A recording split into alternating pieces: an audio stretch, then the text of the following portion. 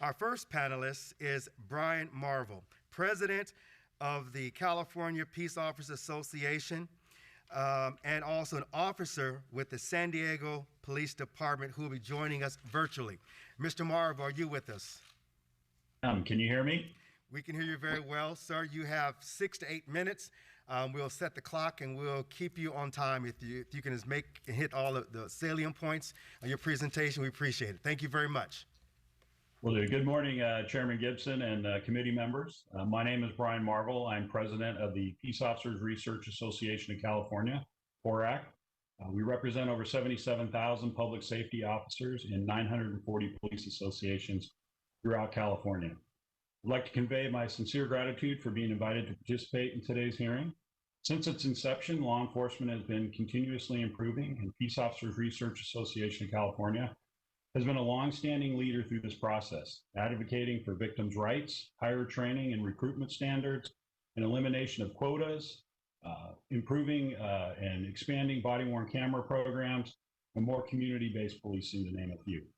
As California continues the dialogue about improving the practice of law enforcement, it's important to keep in mind that we share the same goal: keep our families and communities safe.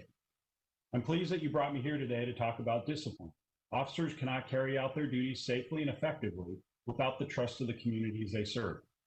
We truly are to repair trust in law enforcement. We must do more to shine a light on disciplinary processes and develop a fair and unbiased approach to police licensing and revocation.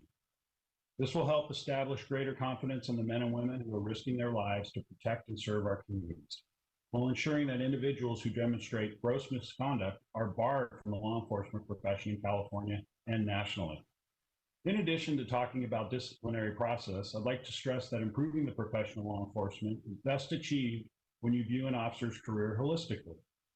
While increased transparency in disciplinary processes, and even establishing a new process for licensing, will go a long way in terms of public perception of law enforcement, we also need to better prepare officers to face the rigors and adversities inherent to modern-day policing.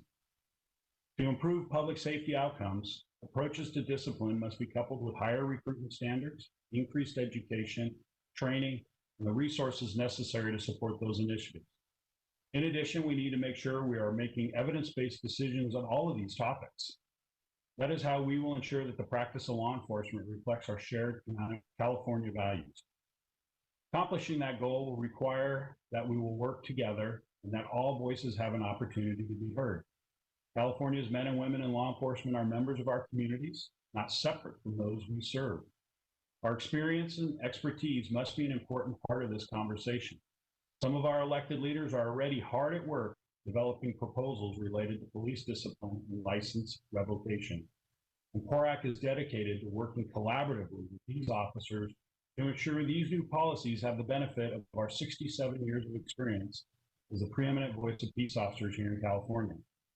As our elected leaders develop new policies, programs, and initiatives, implementing these reforms can be incredibly complex and will have far-reaching impacts for the law enforcement profession, both now and into the future. As our good faith effort to work collaboratively on these issues, PORAC has even decided to hold back our own proposal on licensing to allow greater time for us to gain alignment on the details and incorporate best practices and research from public safety experts as we work with our elected officials. The details matter, and PORAC respectfully offers our commitment and knowledge as one of the nation's most forward-thinking and innovative public safety organizations to help develop the best path forward. We have an opportunity to establish a process that ensures we only have the best officers working in California. The following priorities are those we believe will help us review an officer's actions for potential disciplinary action in a way that creates greater transparency for the public while maintaining an officer's right to due process and preserving the reputations of those officers who are found not to have committed any wrongdoing in the course of a completed investigation. As it stands now, officers under investigation for potential misconduct have the opportunity to resign in lieu of a completed investigation or receive disciplinary action. Officers resigning in such a manner are currently free to apply for employment with other departments, which are only able to consider the information that is contained in the incomplete investigation. This has helped give rise to the perception that it's difficult to hold officers accountable for their actions, and understandably so.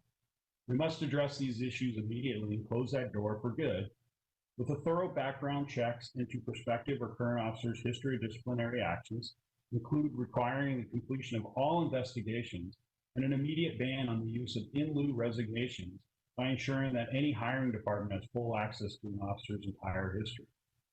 The public identification of officers whose licenses to practice law enforcement are revoked and public disclosure of the reasons for the revocation. The use of body-worn cameras by peace officers to increase accountability and to help enter into the record any evidence of officer innocence or misconduct in relation to the complaints by members of the public.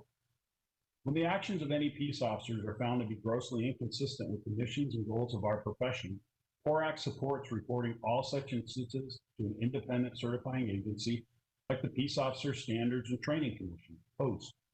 We cannot allow officers who demonstrate gross misconduct to continue to be members of our law enforcement community. Their license must be revoked, and the public must have the opportunity to learn about which officers have had their license revoked and for what reason. However, where an allegation of an officer's misconduct is not sustained, or the officer is otherwise found to have acted appropriately in the course of a thorough and complete investigation, those officers deserve to have their reputations protected and ensure the safety of themselves and their families by keeping their identities confidential. We must establish a fair and unbiased process and uniform behavioral standards for reviewing an officer's actions to determine whether they warrant the revocation of that officer's license to practice law enforcement in our state. PORAC supports requiring review for potential disciplinary action by POST, including granting POST the authority to suspend or revoke an officer's license for the following specific instances of proven officer misconduct: sustained misconduct for the use of excessive force that resulted in death or serious bodily injury, felony convictions or convictions of specified misdemeanors, sexual assault, job-related dishonesty. Community trust in law enforcement is absolutely necessary for police officers to carry out their duties effectively, and we understand that trust is a two-way street.